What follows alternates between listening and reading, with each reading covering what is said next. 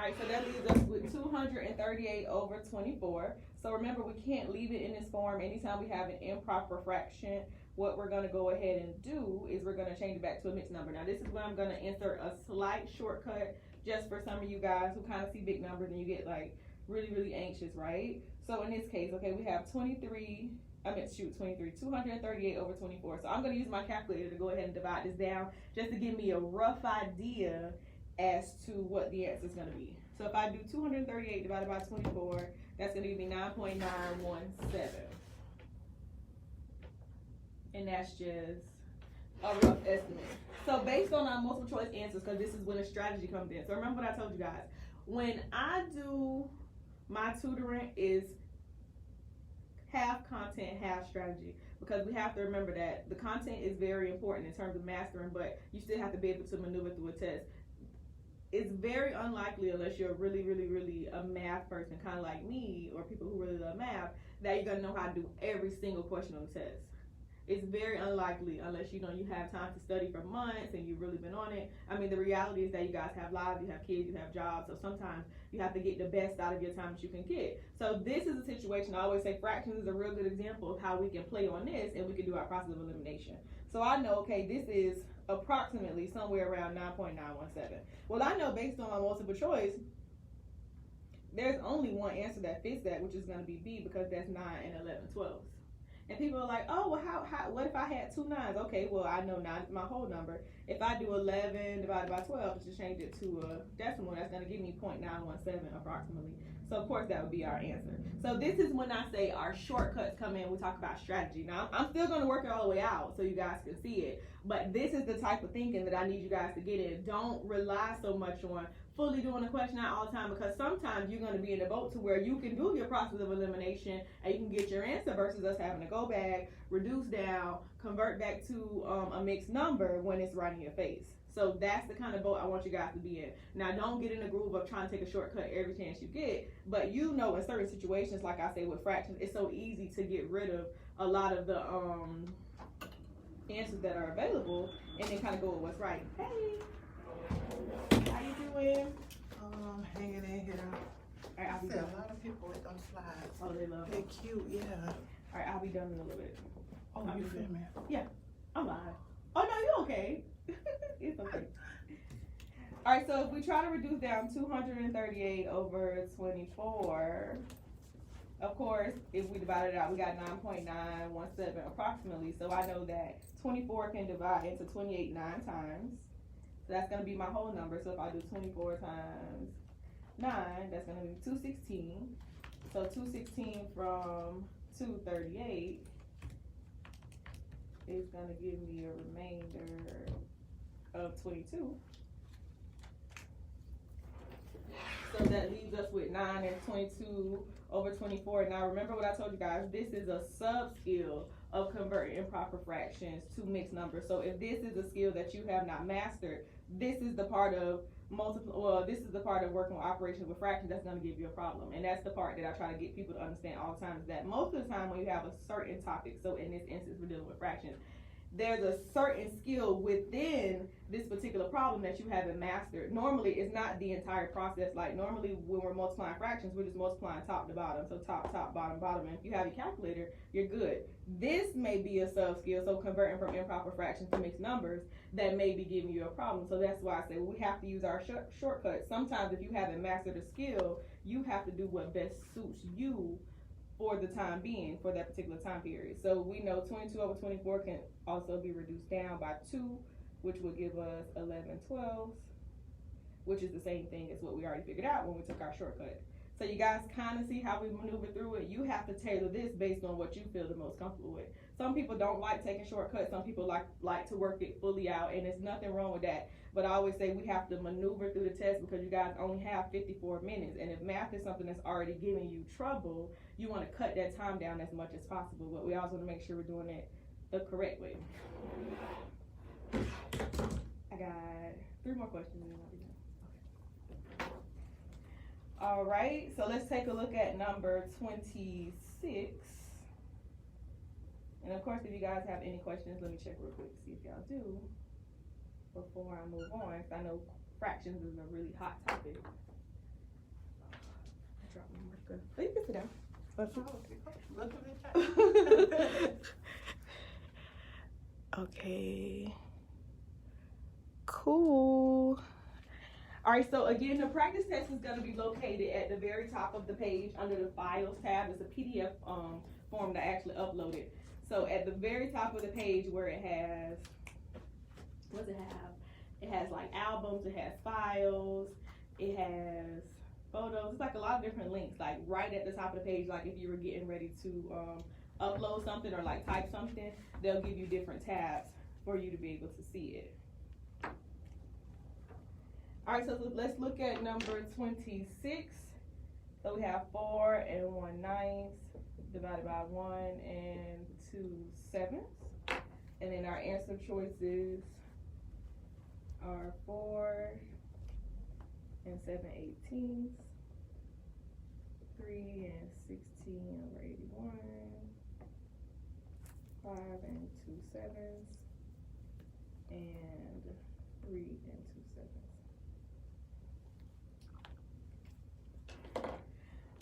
All right, so we look at our problem. We have 4 1/9 divided by 1 2/7, and these are our answer choices. So anytime we're dealing with mixed numbers, remember we got to work on those triggers. Your initial trigger is going to be to convert these to improper fractions.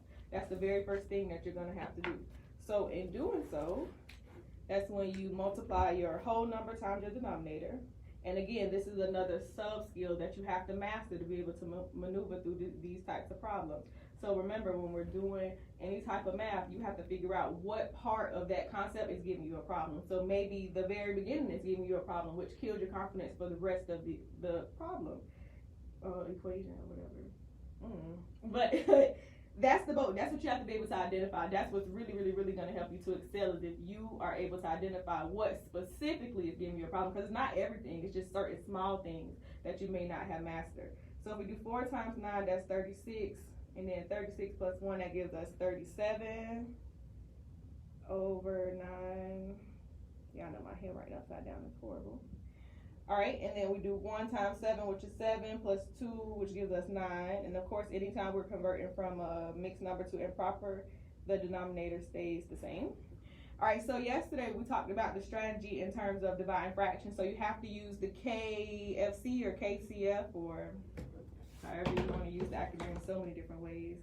But we'll just say KCF, which stands for keep, change, flip. So anytime we're dividing fractions, you're always going to keep your first fraction the same. I should make that smaller.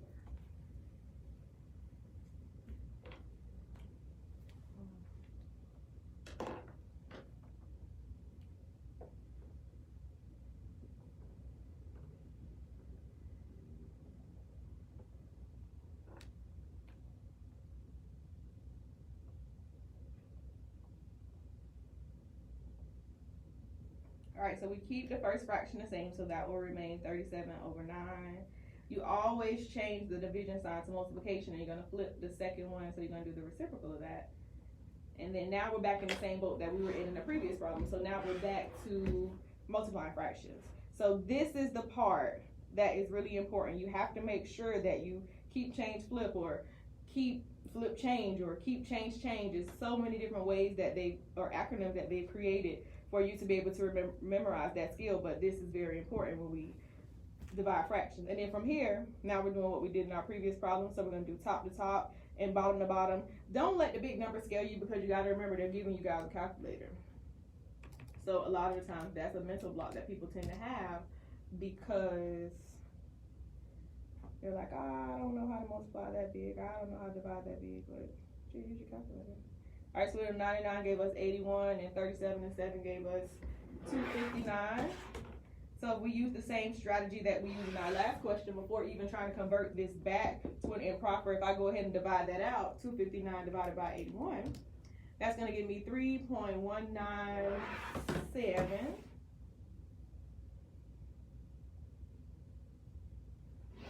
So if we use our process of elimination strategy, I know that C is going, because that's 5, A is going, because that's 4. So that leaves me with 3 and 16 over 81 and 3 and 2/7. So if I convert these both to decimals, we go ahead and approximate them out. I know that 16 divided by 81 is 0.197. And I know that 2 divided by 7 is 0.286. So it's obvious that this will be our answer because we've approximated the value. Now, of course, if you're one of those people and you want to go ahead and work it all the way out, we already see that 81 can go to 259 3 whole times. So 81 times 3 is 243, and 259 minus 243 is 16. And of course we keep the same denominator of 16 over 81, which is still our answer. So again, that just goes back to preference. If you feel like you're in the boat and you want to take the shortcut, I don't have any problem with that. If you want to go ahead and work your problem all the way out, fully out, it's no problem with that, because I have to keep reminding you guys that the way that everybody executes their problem is so different. So the way that I teach this concept isn't the same way that somebody else may teach the concept. I do it based on my classroom experience, based on my experience with the students who I've tutored, and I recognize that everybody's not going to intake the information the same, especially with fractions, because a lot of you guys just have a really high anxiety when it comes to fractions, and with that, it just makes it 10 times harder for you guys to be able to retain. All right, let's go to number 27. So we just have this one and one more, and then I have one request for a problem, and then we'll be done. What you think? Yeah, That was easy. I mean, that broke it down way, because I was freaking out when I was looking at it. yeah, it's not that bad. I know from working with younger kids though that starts in elementary school. So because it's so fast paced, like with the pace in math, and because teachers have to teach certain topics within a certain time frame, if the kids don't master it, it's like they kind of get left behind. It's like that has been happening forever. Show your work thing, Mm-hmm. and that's where, you know, in college you. Yeah, by the time you get to college, they don't even want to go over the sub skills though, because that's something that they expect for you guys to be able to. That was a big cut though, just getting that back number without the fraction to fully work it out.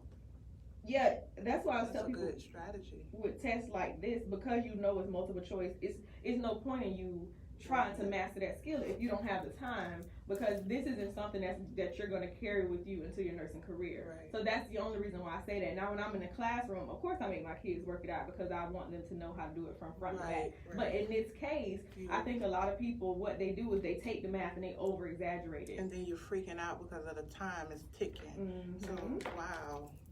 Yeah, that's why I say it's half strategy, half content. You have to know the content, but you still have to be aware that there are ways to strategize. And any type of standardized test that has been created, it's always some type of strategy to it. But a lot of people aren't going to teach you that. I want you to work smart, not work so hard. All right, so let's get into subtracting. So now we have 9/8 minus 7/11. So when we're dealing with addition and subtraction, remember I showed you guys the butterfly method yesterday, which makes everything 10 times easier. So if you missed it with the butterfly method, what we're going to do is we're going to multiply our denominators together. In doing so, this is going to give us a common denominator. It won't always end up being the least common denominator, which is fine. I just prefer this method because it's a lot easier for people to be able to retain, because they don't have to worry about that sub skill of trying to find the least common denominator. So we do 8 times 11, which is 88. And then we're going to cross multiply. So remember, I told you guys, if you go along with the flow of the book, at this point, once you get to fractions, you cross multiply it so many times with ratios, proportions, and percentages, it's going to come second nature to you. If this is something you haven't done on a regular basis, and of course it's going to be a little bit harder for you. So when I say cross multiply, we're going to multiply diagonally. So we're going to do 8 and 7, which gives us 56. Is that a 5? Yep. And we're going to do 9 and 11, which gives us 99, and we always subtract with our larger number first. So we're going to do 99 minus, definitely not a 5, 56. Then 99 minus 56 is going to give us 43. So we have 43 over 88, and of course this can't be reduced down. So our answer would be D. So one more time, if you missed it yesterday, make sure you go check out my video when I showed you guys how to add and subtract fractions given the butterfly method, which seems to be a lot easier than finding the least common denominator for certain people. If you have already mastered that skill of finding the least common denominator, stick with that, okay? I don't want you to get in the boat to where you feel like you have to acquire a new way of doing something if it's already working for you. So one more time from the top, anytime we add or subtract fractions, what we do is we multiply our denominators together. So that gave us 88, and then we're going to cross multiply our values. So we're going to do 9 and 11, which gave us 99, 8 and 7, which gave us 56, and then once we subtract those out, it gives us 43 over 88, which is going to be D. And that's it. And I know people say, oh my God, is that really it? Yeah, it's really not any harder than that. You just have to get in the groove of practicing it over and over and over again. When I say over and over and getting it right, like not practicing and getting it wrong like 10 times. Because if you're getting it wrong that many times, that means that you haven't identified which part of the process is giving you a problem. They give you a calculator, so computation should not be an error, ever. Use your calculator. Maybe it's the setup, maybe it's the process, but you have to be able to identify what the problem is.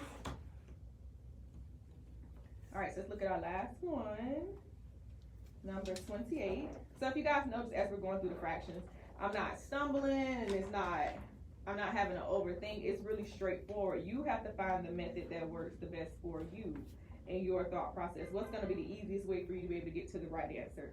Are you going to have to do it full out? Are you going to have to strengthen those sub skills? Are you going to be able to take the shortcuts? Are you not going to be able to take the shortcuts? That's just something that you have to decide. And I always recommend, like, if you don't have a tutor and it's really hard for you to get a tutor, get somebody who has that background knowledge so they can help you with it versus you trying to help yourself. I don't know why some people don't like getting tutors, which is weird. But if you can afford to, make sure that you do. All right, so for this one, we're adding 3 fractions. And I talked about this a little bit yesterday as well. Oh, wait. We gotta do the answer choices first. So for A, we had 1 and 13/30ths. For B, we had 1/2. C, we had 1 and 1/10.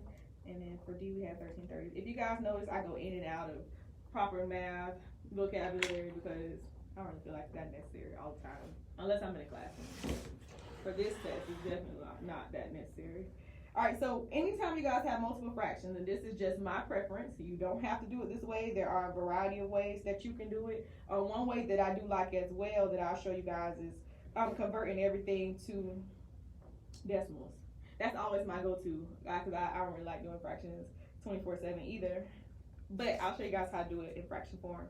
So if we have more than 2 fractions, what I like to do is I like to combine 2 fractions at a time. And then you just go from there. So if we use our butterfly method, we create our fraction with our sign at the top, and then we multiply. So we do 5 times 3, which gives us 15. And then we're going to cross multiply. So 1 and 5 gives us 5. And 3 and 3, that gives us 9. So if we go ahead and add those together, 5 and 9 gives us 14. So that's 14/15. And then we're going to go ahead and drop our next fraction down. So now we're going to do 14/15 plus 2. I know it's ugly upside down. Bear with me. 2/4.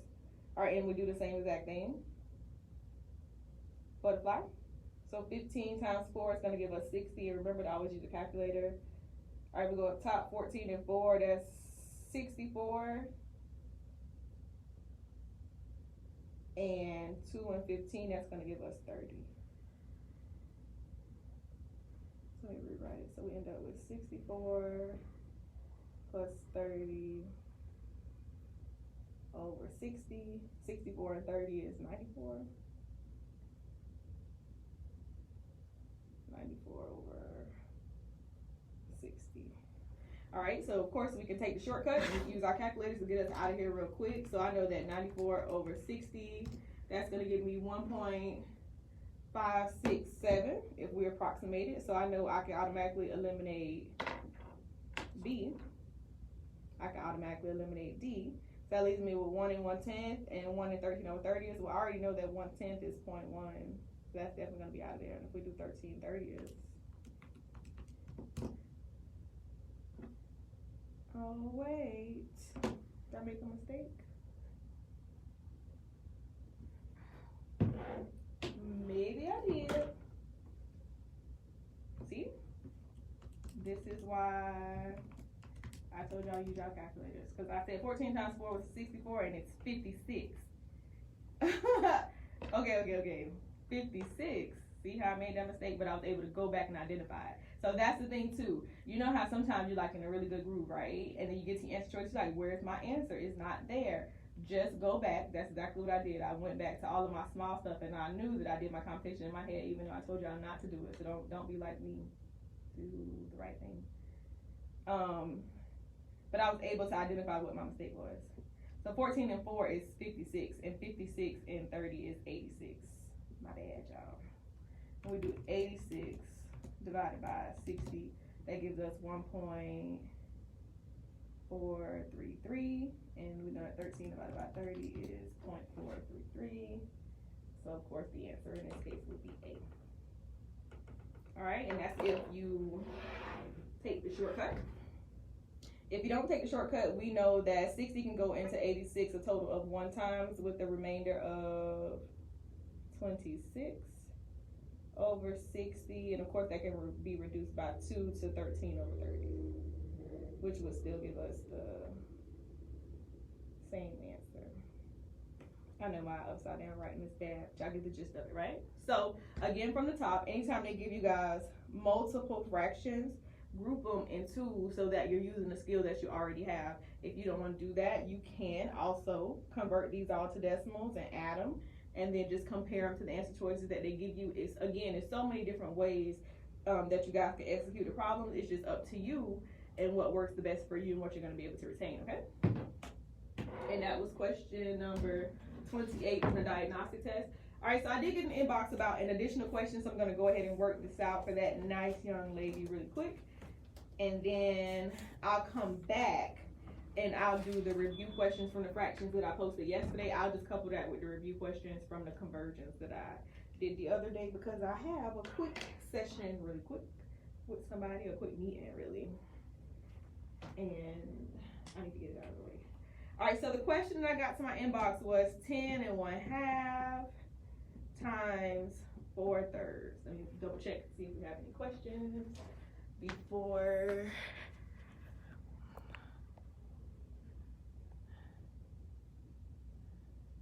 Okay, cool.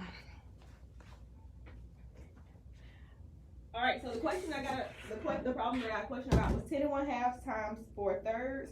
So remember, anytime you guys see a mixed number, and it doesn't have to always be 2 mixed numbers. Anytime you guys see a mixed number, what you want to do is you want to convert it to an improper fraction. So you multiply the whole number times the denominator, and then you add that to the numerator or the number at the top. So 10 times 2 is 20, plus 1 is 21. So that's going to give us 21 over 2. And then we just bring down our 4/3. And then from there, we just multiply top to top and bottom to bottom. So I know that 21 times 4 is 84. And 2 times 3 is 6. Trying to figure out how to write 6 upside down. Oh. All right, and if we do 84 divided by 6, that doesn't go all the way, does it? I don't think so. Oh, it does. 84 divided by 6, that's 14. So, and that's going to be our answer. So again, if they give you guys a mixed number and a fraction, in this case improper, convert this to an improper every time, and just go ahead, multiply straight across, top to top, bottom to bottom, and then you reduce it down. In this case, we just reduce down to a whole number. And of course, if not, if you guys would like for me to do a video on the sub skills of finding like the greatest common factors to be able to reduce them down, I will. But that's just a sub skill that is so old, it's from like elementary. I want you guys to really, really, really stress about it to that extent when you have a calculator. And it's not like the test is filled with fractions. I mean, now there are a lot from what I've been told, but not to the extent that you have to overstress